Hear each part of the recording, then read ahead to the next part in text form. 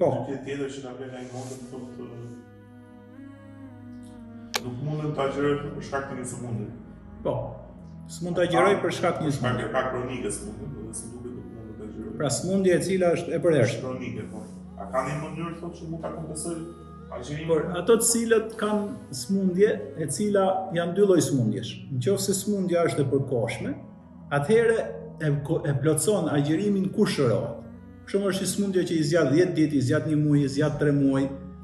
Kjo bëhet me kompensim gjatë muajve të tjerë të vitit, kur është me shëndet. Ka sëmundje të cilat janë kronike, sëmundje të cilat vazhdojnë gjithë jetën. Por këto i madhi Zoti ka përmend në Kur'an. Ala alladhina yutiquna fidyatu ta'amul miskin.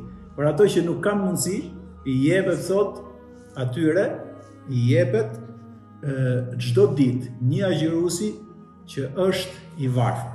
Dhe 30 ditë i jepet o njërit person që agjeron, ose mund t'i mbledhësh një iftar 30 të varfër agjërues, ja pagun atë ditën e iftarit, pra ja pagun 30 vetëve dhe ajo plotësohet për të gjithë vitin edhe për gjithë agjerimin. Siç e ka bërë shoku i pejgamberit alayhis salam, Enes ibn Malik, i cili shkoi i tha Zoti jetë gjatë deri 100 vjeç.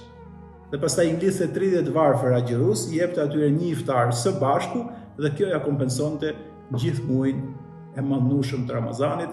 Afërsisht për një person shkon rreth 4 euro, 5 euro, 6 euro, 7 euro sipas vendit në cilin jetojnë.